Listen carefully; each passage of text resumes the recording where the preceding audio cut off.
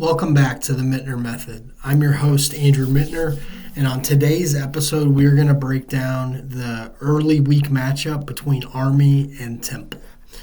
Now, I know last week I only did the two videos, and one of them was Army versus Rice, and I know that's kind of like an obscure game to look at, but when it comes to looking at academy teams, I feel very well-versed in exactly what I'm looking for when I want to target those type of teams or those type of games.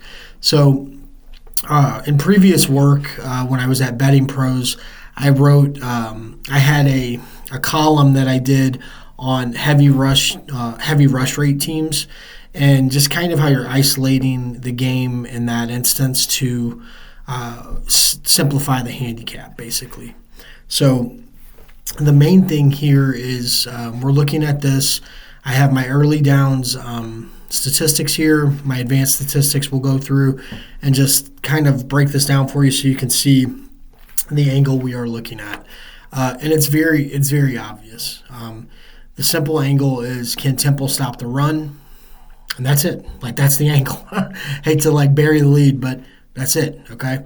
So on early downs, which is first and second down, Army is dead last in pass rate. So they are only passing it 11% of the time. So they are rushing the ball 89% of the time on first and second. There's nothing surprising about that.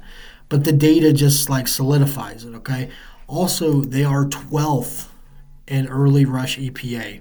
So that puts them in that stratosphere of being top 15 in offense or defense early down EPA, which has produced insane against the spread data to start the year. In the last 2 weeks alone, 10-5 2 weeks ago against the spread for teams that rank top 15 in either offense or defense early down EPA, and 16-7 last week. That's 26-12.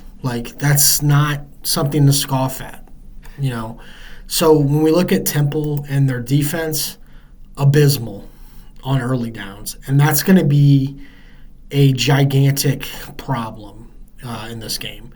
And the reason is because this is the offense of 1,000 cuts.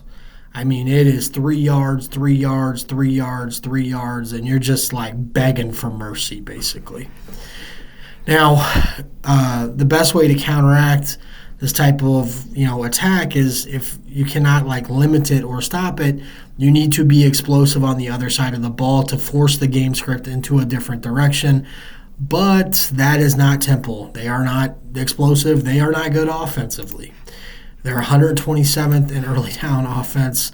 And, Army's not some juggernaut defensively. They're average, which is really all that a Naval Academy team needs to be when it comes to a defensive side of the ball. They just need to be average. And the reason that they can be above average in certain metrics is because they're not on the field that much, especially if the game script is in their favor. They're fresher, and so that's a pretty simple, angle. Now, when we look at the advanced statistics, again, like I had said, it's all about running. That's really the only angle here. There's no need to look at any of the passing stuff when it comes to Army. It's nice, but the sample size is too small to even garner any recognition. They're first in stuff rate.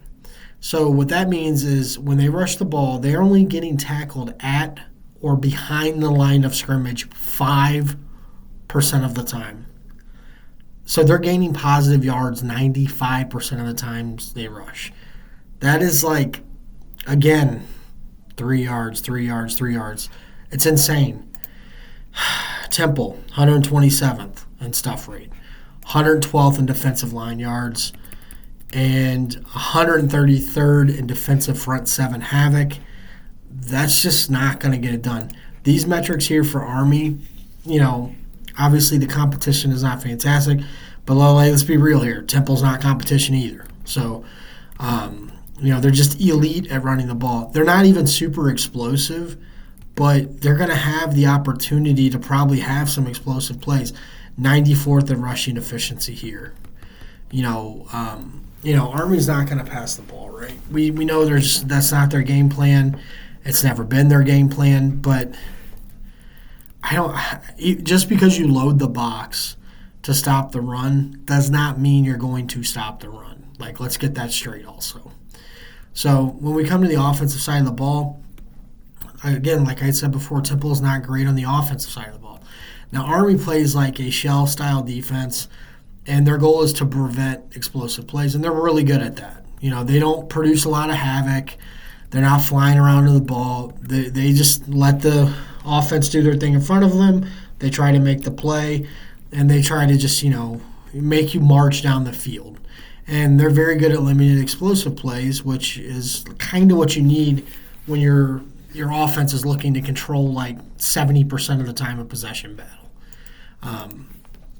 So there's two ways to look at this, okay? I know last week I barely missed my prediction of Army rushing for 300 yards, 288, whatever. But that game was never in doubt. It was over in the second quarter. You can't go down 2 scores against the Armed Forces Academy, an academy team, and expect to just get back into it. It's just not going to happen. They are going to lean on you until it's over. And that's basically what they did here. By going up so big, they make you one-dimensional. Only 13 rushing attempts. You're just not going to be able to, what are you going to do in that instance? You can't run the ball when you're down 3 scores. So then you're looking at okay, well, what'd they do from a passing standpoint? Well, they were forced to throw it 44 times. And, yeah, the counting stats look decent, 256 passing yards. But 5.8 yards per attempt is not going to get it done. You have to stretch the ball down the field against these type of teams, and if you don't have the capability to do that, it's going to be a long fucking day, as it was. It's a long afternoon for Rice. Now, the line is 13.5 as we speak, and that I know is terrifying to lay on a team that is going to run the ball borderline 90% of the time. And I get it. That's a lot to lay, but you could be looking up at halftime. The score could be, 24-3, and you're just going to be well, this game is fucking over, basically, because it's going to feel like that, I just don't see any process in where I would take Temple here. There's just no it's not sound process.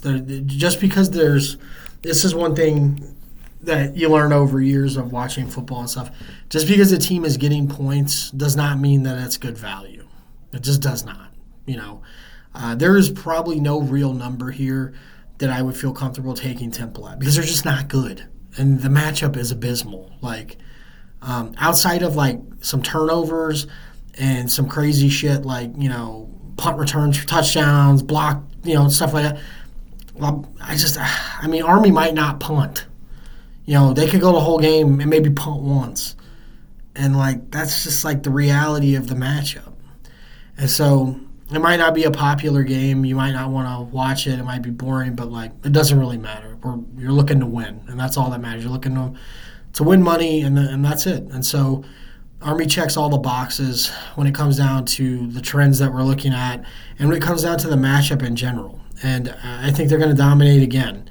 I think, it's going to be a minute until they face a team. Let's take a look at their team home. It's going to be a minute. I don't know who we're going to – we're going to be looking at them for the next couple weeks if they keep facing these shoddy defenses, Obviously, they got Air Force and they got North Texas, which will be different, East Carolina in there, but I don't know. They could be a play for weeks going forward and for good reason. So, but that's going to be it for this video/episode. Please subscribe, comment if you like the content, if you want to see more, if you have suggestions on games you want covered. If it's early enough in the week, I could probably fit it into my schedule. It's Tuesday now, so this will probably be out today. I'm hoping to get it up. And then, if you want to reach out for anything else, you can reach me on Twitter. You can email me at themintnermethod@gmail.com. It's exactly how it's spelled as the channel name. And you can,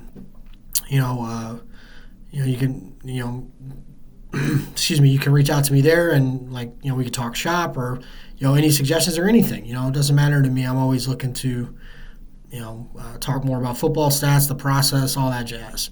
So other than that, as always, thanks for watching, thanks for listening, and I'll catch you on the next one. Take care.